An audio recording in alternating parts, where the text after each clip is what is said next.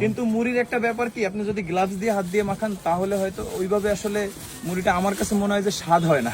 চিকেনটা হচ্ছে ঢাকার স্টাইলে মাখায় দেওয়া লাগে, কারণ এটা হচ্ছে আপনার মুড়ির সাথে যত মাখায় দেবো তত হচ্ছে টেস্ট বাড়ে। আর এই বাকি অর্ধেক আমি পরে দেখাচ্ছি। মানে একটা ডিমই যাবে? হ্যাঁ, পুরো একটা ডিম যাবে। এটা চিকেন ডিম বোম্বাই জালের কম্বো যেটা, ওটা পুরো একটা ডিম যাবে। এটার অথেন্টিক বানায় যে জিনিসটা, সেটা হচ্ছে লেবু কুচি করে দেই আমি, অনেকে তো রস দেয়।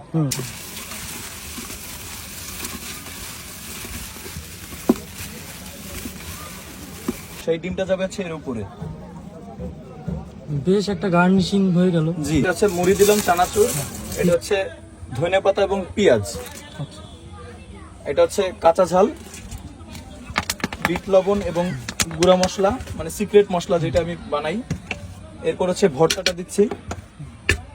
প্রত্যেকটা আইটেমই নিজের? জি জি, প্রত্যেকটা আইটেম আমার নিজের করা, আমার স্ত্রী সাহায্য করে আর আমি সবকিছু নিজেই তৈরি করি। এরপরে আমি আমার যে মশলাটা বানাই, এই মশলাটা দিচ্ছি। এবার একটু বোম্বাই মরিচ দিয়ে দিচ্ছি, যেহেতু কম্বো বানাচ্ছি। মানে বরিশালের মানুষ বোম্বাই মরিচ অবশ্যই দেন। আচ্ছা, আমি কি বেশি দেবো নাকি মোটামুটি দেবো? তাহলে আগে অর্ধেক দিছি আর অর্ধেক পুরো একটা দিয়ে দিলাম। একটা দিয়ে দিন না, এর বেশি দিলে আসলে না, ঠিক আছে, গরমের এর বেশি ভিতরে দিতে হবে শরীর না। অসুস্থ হওয়ার একটা কারণ থাকে। তাকে একটা বোম্বাই মরিচ দিয়ে দিল। এবার হচ্ছে লেবু, যেটা হচ্ছে আমার এইটার অথেন্টিক বানায় যে জিনিসটা, সেটা হচ্ছে লেবু কুচি করে দেই আমি, অনেকে তো রস দেয়, আমি হচ্ছে আপনার কুচি করে দেই। লেবু কুচি করেছি। এই যে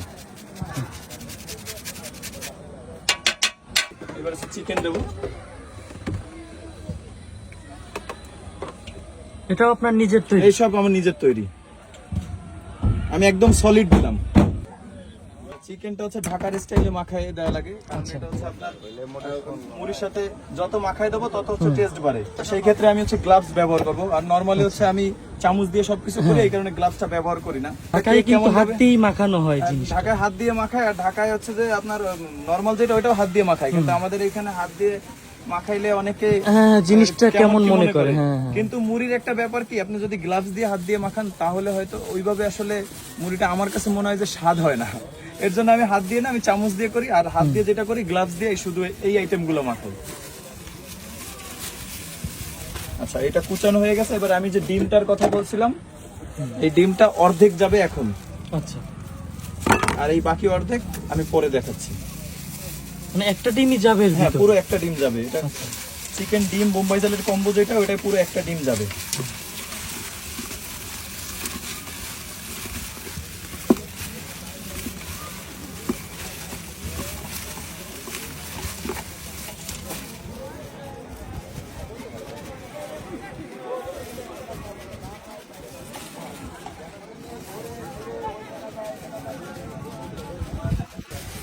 শেষ, এটার কাজ শেষ।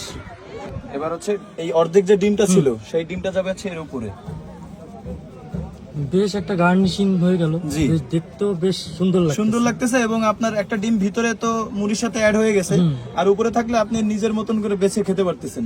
খুলনা শহরে আমার দেখা অনেক সুন্দর একটা ঝাল, তার উপরে এই সালাদটা চলে যাবে। এইটা হচ্ছে আপনার ভিডিওতে যেমন দেখতেছে মানুষ, এরকমই পাবে, এরকমই পাবে। এর চেয়ে হয়তো ভালো যদি চায় তাও পাবে, ইনশাআল্লাহ। খারাপ কেউ পাবে না ইনশাআল্লাহ। খারাপটা আপনাকে খাওয়াই, ভালোটা আপনার ভিডিও দেখে ইনশাআল্লাহ। হ্যাঁ, অবশ্যই। এই যে আমার রেসিপি রেডি। এটা হচ্ছে ডিম চিকেন বোম্বাই ঝালের কম্বো। আচ্ছা, আমার রসুন আছে 10 টাকা পিস।